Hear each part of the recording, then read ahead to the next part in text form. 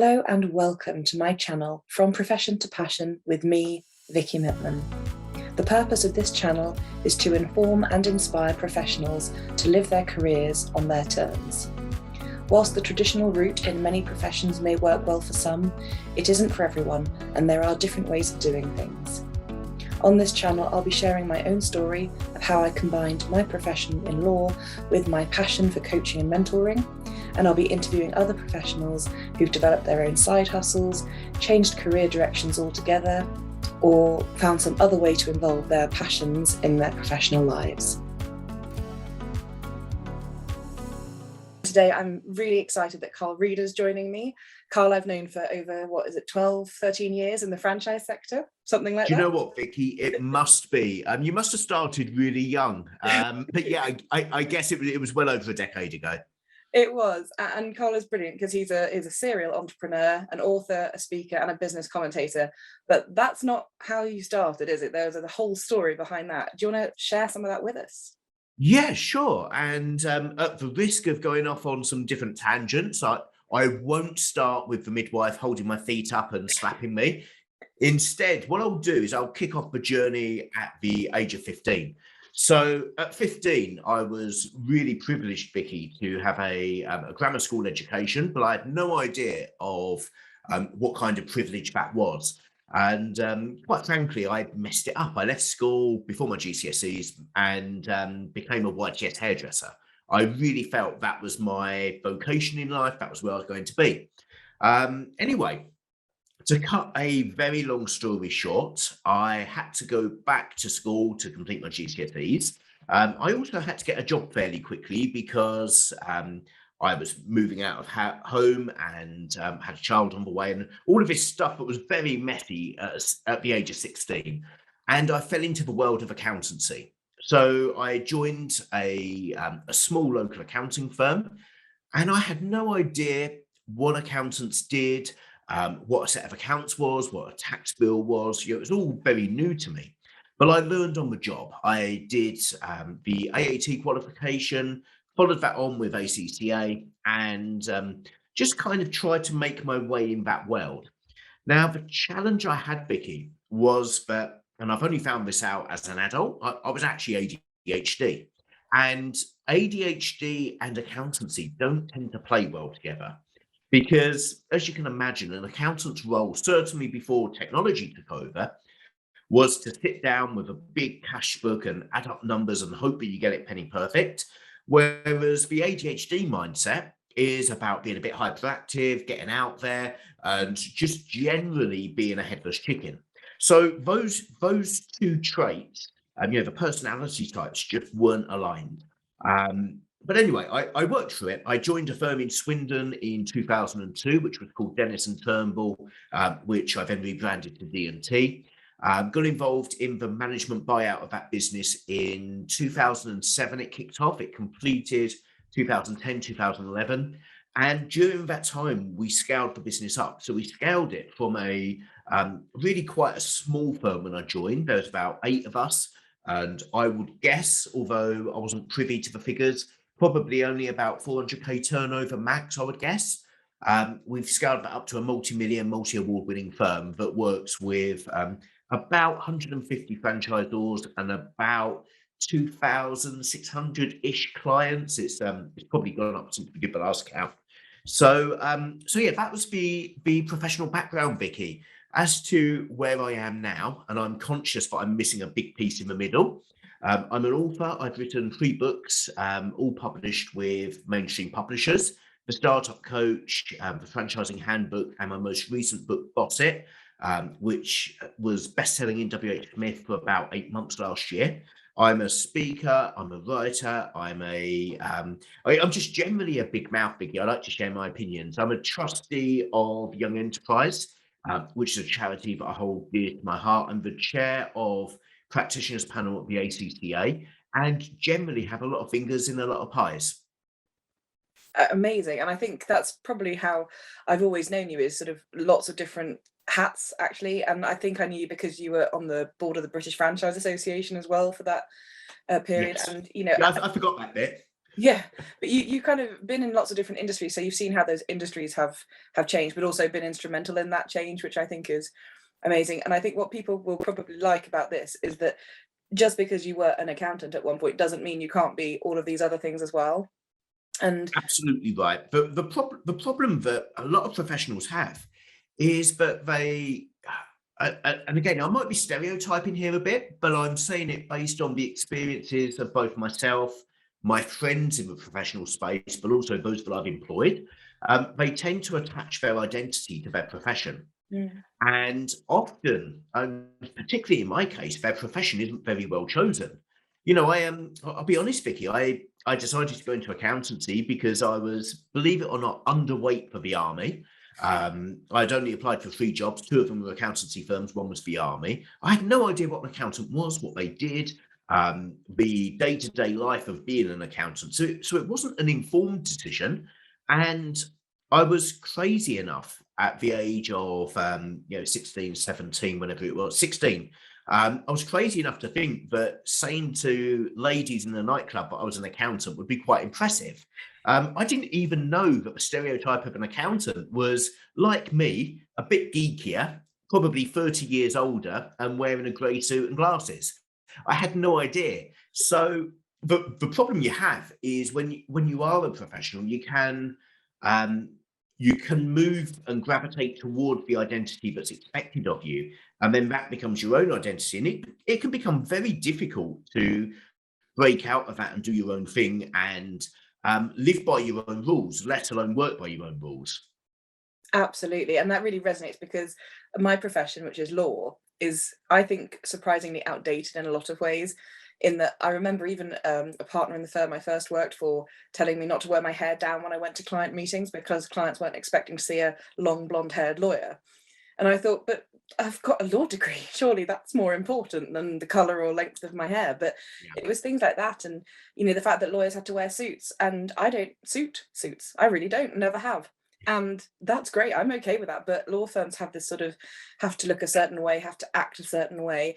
And there is this kind of slightly old fashioned culture, which I'm sure some Mm. people really find comforting, but I didn't at all.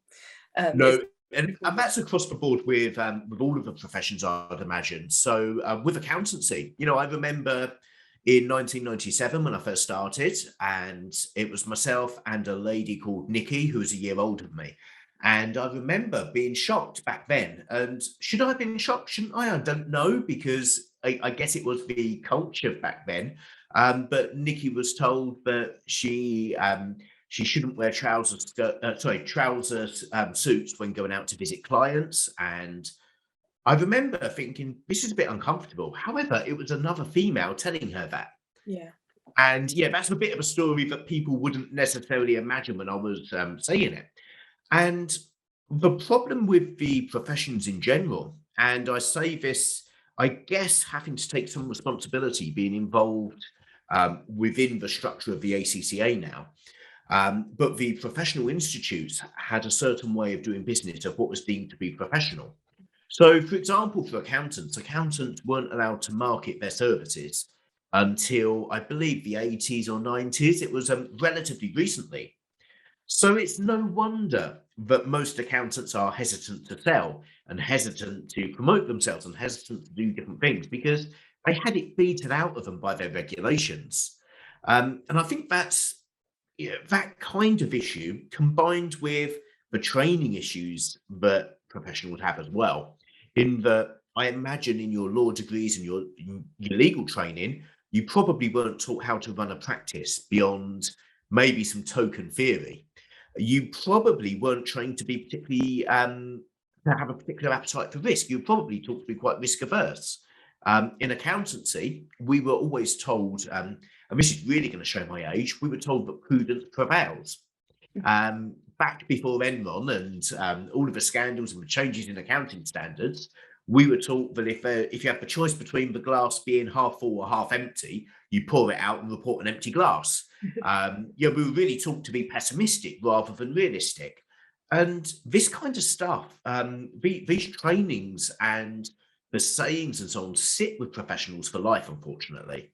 They do, and they're really hard to break out of. And I think I've said to you in the past, I've got these sort of the two hats because I'm still a lawyer and also a business owner. So I have this very risk averse, careful, weigh all the options, good facts, bad facts for every case side of me. And then I have this dreamer, doer, let's see what happens, let's make some mistakes, it doesn't really matter, we'll figure it out as we go alongside. And they don't sit well together. So sometimes I actually have to take one hat off and put the other hat on and remember which Vicky I am for that day. But it is actually possible to combine both, and that's something that I'm quite interested in because as a lawyer, I was really proud to become a lawyer. I wasn't that clever at school. I was better at sport and music, but not very good at actual learning. So I was really happy to scrape together the grades to get to university in the first place, and really proud when I became a lawyer. Really proud of got my law degree, got a training contract with a good firm, qualified. But at no point during that stage, I was just looking always to get to the next level because that was the safe and secure route of this profession. And once you qualify, then you work a few years and hopefully become an associate, and then maybe a senior associate, and eventually a partner. And that's when you've done it well. That's when you've done law well. It all worked properly. And I remember my dad asking me a few years ago, "Is your goal to be a partner in a law firm?" And I said no. And I didn't even know why, but that wasn't my goal. I didn't want that for me. And I don't think it was the risk or the responsibility or, just the professional obligation, because I have all those now in my other businesses. But I think it was that tied to a path that I didn't feel like I could ever get off. And once you're a partner, you don't sort of unbecome a partner usually. That's quite rare. You might retire eventually. But I just thought there must be other things to do. And I wanted to do the legal side, but also other things too. So what would you say to professionals now if they were saying, I'm not quite satisfied, I'm not unhappy, but is there anything else out there for me? Sure. So I would say to anyone going through that thought process, they need to first of all understand why their head's being turned, because that is ultimately what it is. You've been on this path, and it's a bit like a relationship, I guess. You're on the path, your head's been turned. You need to question, why has your head been turned? What's changed in you? What's changed in the role? What's changed in the path? And it might be that the role has changed. So it might be that you're in a position where things are getting more automated, or you're losing client contact, or perhaps you're increasing client contact. And whatever it is, it might be something that you're not comfortable with. So it could be the role itself. It could be that you've changed, because most people who go into the professions start that path, I guess, at the age they go into university, if not at the point they leave university. Yeah. Really hard for me to say because I didn't go down that path myself, but I imagine it's either 18 or 21.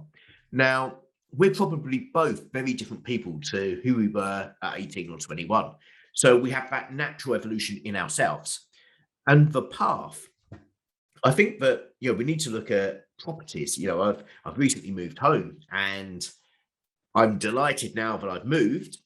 But when I moved into that place before, I couldn't imagine moving out. It was the dream home. It was home for life. But you start to see the reality of the path as you go down it. And when you first start on a professional career, the path might seem quite glamorous. It might seem that there's untold riches at the end. And as you become closer to the end, you realize that the partners in the firm have exactly the same challenges that you have as a manager or a senior or an associate, which are the same challenges that you had when you were first starting. But you also realize that path is getting shorter and shorter and shorter. And I think this is one of the problems, certainly with professional practices, is that once you hit that point of partnership, whether it's at an early age, maybe late 20s, early 30s, if it's at a late age, maybe 40s, 50s. I don't know of many partnership admissions at 50, but certainly in the 40s, there's quite a few. At whatever point, you realize that that might be the cap of your career. And you might have an opportunity for buying into the equity stake. You might have already done that at the partnership stage. But whatever the structure is of your firm, you're getting close to the end of that path. Yeah. So you need to understand whether it's you, whether it's the role, or whether it's the path that you're uncomfortable with, because I think that will then help inform the best route to take. Yeah. So it might be, if it's the role, it might be that you have developed naturally into a certain department in the business. And actually, if you're still the same person who chose to be a lawyer or an accountant or an architect or whatever, and the path is still looking attractive, then actually it might just be a redeployment within the organization or a new organization. Yeah. For me, I guess my transition, and I say transition, I still am both a chartered and a certified accountant and a chairman of an accounting firm. So it's not a full transition, but I knew that I've changed as a person. I knew that I'd undone a lot of the conditioning that was going on, certainly within my academic life. Things like find a nice, safe career, find a job for life, get a nice 9 to 5, and the stuff that I was hearing at home. My dad was a locksmith, so he would always tell me to get a job where I don't have to wash my hands at the end of the day, and get something that's easy on my body. So I had to undo a lot of that stuff, all of that conditioning. But I'd done that as I'd grown. So I had changed, but also the path had, I wouldn't say it had become limiting, but I realized I wanted that path to be longer. I wanted it to be wider. I wanted to reach more people. I wanted to have more of an impact than advising somebody about how to reduce their tax bill by a few grand or something like that. I wanted to impact more people and to create more of a legacy from that. Yeah, absolutely. And that really resonates with me because I'm still a lawyer as well as a coach and mentor, but actually it was one that led into the other. It was because a lot of my legal clients were business owners, and they would often say, just running something past you, it makes us feel a bit calmer. You ask us these questions that we weren't asking ourselves, which is effectively coaching, although I didn't know it was at the time. Yeah. And, just helping to get them out of their thought processes, which were quite limiting. And I loved that. And I still love both aspects of what I do. So I can really see, the idea of actually just for me wanting either a wider road or a few more turns that you could take on that road, and that was okay. It wasn't going to destroy everything you'd worked for.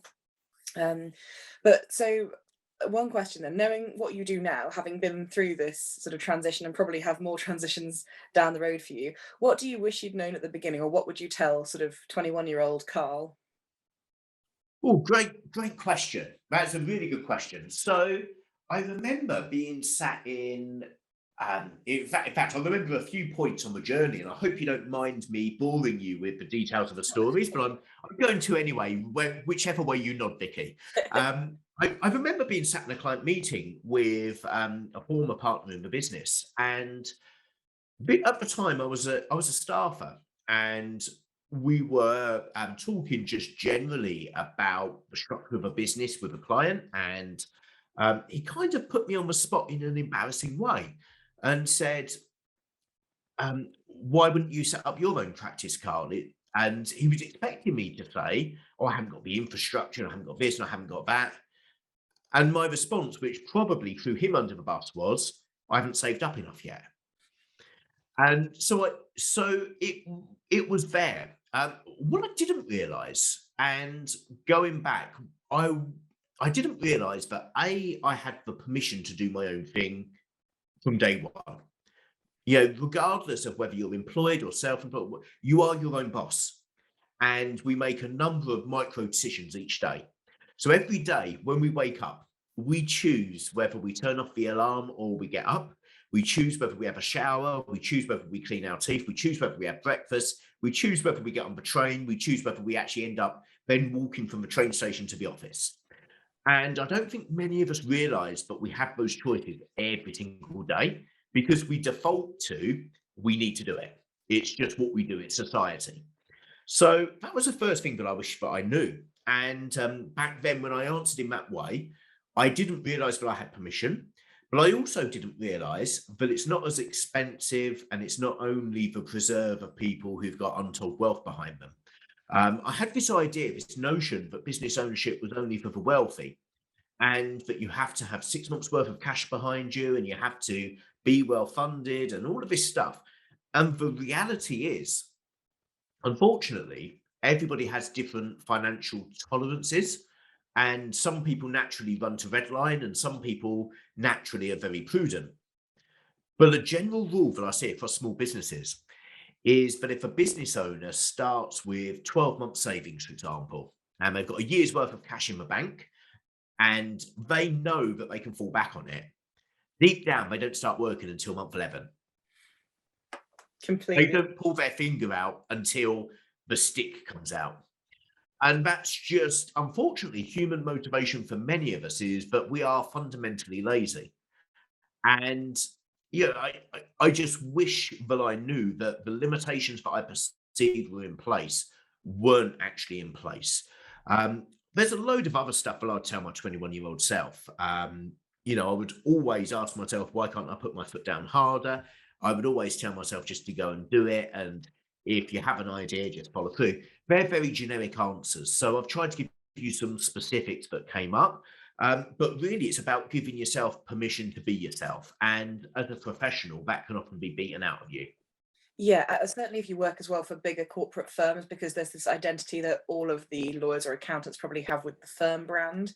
And I think you lose yourself a little bit and actually not encouraged for that individuality. You're encouraged to do things the firm's way. And that culture might well have been set a long time ago. It might not have been refreshed. The way we do things around here, it can be both a good thing, but it can also be a bit of a curse, particularly for young professionals who are so keen to please. But you end up taking these pretty driven, intelligent kids right out of university and then forming them into the sort of lawyer or accountant that you want them to be, for example, rather than Yes. letting them become the person they might have been had they not have had those constrictions.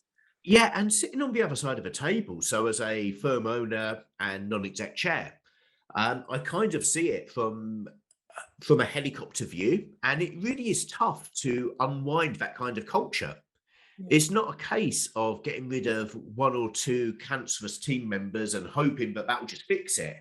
Actually, it's a wholesale change that's needed across the board, because this stuff isn't just within your own business or your own practice, but it's within every other practice as well. So the moment that, let's say, you might perceive that Johnny is the problem, and once we get rid of Johnny, who's really old fashioned, everyone else will be themselves. The reality is that everyone else has also had this conditioning for years and years and years.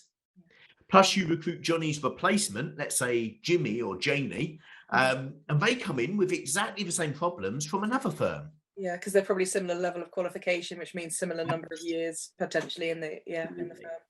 You're quite right in that holistic change. I think some of it will always come through naturally, because there'll be progression. So a couple of my friends who are partners in law firms now, they're saying they're watching this intake of really junior lawyers and seeing NQs come through, and they've actually got a very different mindset now. They're not all about working until midnight just to prove that they're sitting at their desk. They're on about how their work and their life really works together. They buy things differently. They talk about things in a different way. And she said it was really jarring to her because she came into a law firm at this whole very, I'm so grateful to have a job, to have this training contract, to get this opportunity. And she was reminded by the partners in her team that she was very, very lucky to have what she had and to be where she was. So she was like, it's a mindset shift for her, but she's in her late 30s, for example, saying, I'm really liking the 22, 23-year-olds coming in now with a different attitude, because that will force change in firms because they're not willing to accept the same sort of things that we might have been when we were a bit younger, which is a good thing. And it opens up a whole can of worms, and you may not be comfortable to talk about all of these on the podcast, but yeah, when it comes to diversity in the workplace, when it comes to mental health in the workplace, all of this stuff, I don't think professionals do it very well, and it is going to take both targeted effort, but also that time and the newer generations coming in and effectively forcing that change through the generational shift. Absolutely, absolutely. Well, Carl, what's next for you then in your quest for world domination? Really good question. So, it's been a tough 18 months, and I think that anybody who would speak on your podcast with honesty would say that it's been a tough 18 months. I have had some amazing times over COVID. I've had some dreadful times. There's been times where, um, I felt like the business was all going to fall apart. There's been other times where I felt on top of the world. And I'm sure that's the emotional roller coaster that all business owners have gone through. Um, in terms of going forwards, I'm currently at that reflection stage of I'm working out what the next big project is. I've got books 4, 5, and 6. I've got the ideas together. Will they actually ever transpire into a published book and on the bookshelves? I don't know. The reality is that that world is changing, as is the wider media world. I did a fair amount of work on radio and TV, and again, the way we consume media is changing. Most of us rely on these things rather than the big telly in the corner. So the world is changing, but that also gives me, I guess, a glimpse into the opportunity. I'm really inspired by what I'm seeing at the moment. Whilst a bit skeptical of cryptocurrency, of NFTs, and of this metaverse, as they call it. And it's really quite, I guess, inspirational and thought-provoking to see the developments that are going on and the way that technology is going. So I'd love to be involved in that in some way, shape or form. How that looks, I don't know. I've worked alongside it's now a Series B funded fintech startup. That's been a phenomenal experience to actually be in a rocket ship rather than a general small business. So that's been great. I've loved being a brand ambassador for some corporates, so continue that. That's a really long-winded way of saying, Vicky, I don't know. I don't have a business plan of where I'm going to be personally. I tend to go with the flow and what feels right at the time. All I can say is that it will probably change along the way.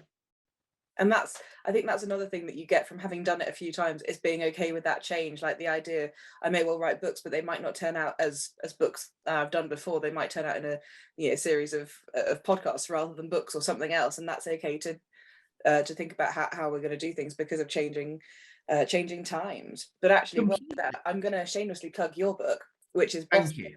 Not because Carl's paid me to do this or even asked me to, but it's a book that I read 3 years after having gone self-employed. I read it earlier this year, and it's the book that I wish I'd had. So bad you for not writing it sooner.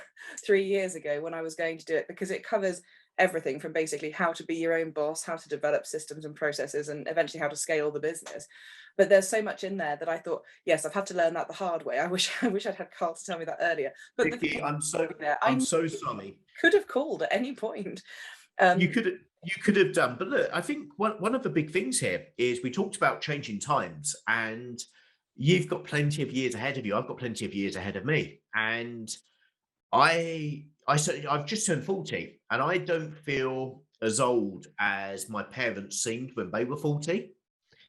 I feel like I'm 10 years younger than they were, and I know that people will dismiss that as, that's just you not realizing how old they were. But at the moment, it doesn't feel like retirement is anywhere on the radar. I certainly don't feel I'll be retiring at 65 because, let's be honest, the government can't afford it for us all to retire at 65. For my generation, early millennial, my generation is not going to retire at 65. But also, with the increase in healthcare and the lifestyle that we can enjoy nowadays compared to even 50 years ago, we've actually got a much longer path to go down. So when I sound, going back to my answer about what my plans are and where I'll be, where I might sound indecisive and unsure, I feel like I'm still at the start of a journey. Which is a great place to be, right? It's fun. Yeah. Well, when I grow up, I'll work out what I want to do. You let me know when you grow up. Well, Carl, that's been great. Thank you so much for joining me today. And if anyone wants to get in touch with you, is there an easy way to do that? Do you have a website or somewhere they can find you? Yeah, sure. So the best way is social media. I'm fairly easy to find on social media. Just on any platform, reach out to me, and yeah, we'd love to be in touch. Fantastic. And one thing I would always say at the end of these podcasts is, if you're thinking about it, if you're a professional that wants to branch out in some way, even if you're not sure if it's the right time or what you want to do, speak to someone who's done it before. There are loads of us, and most of us are really happy to share the journey and share the pitfalls. And you might even get someone like Carl who's actually documented basically how to do it yourself. So it was really great talking to you today. Thank you very much for joining me. No, Vicky, thank you so much for inviting me. Thank you for watching this video, and I hope it's provided some food for thought. If you've enjoyed it, please subscribe below and feel free to like or comment. I'd love to know what you think. If you're interested in hearing more about this, please join my Facebook community, From Profession to Passion with Vicky Mittman. I'll see you next time.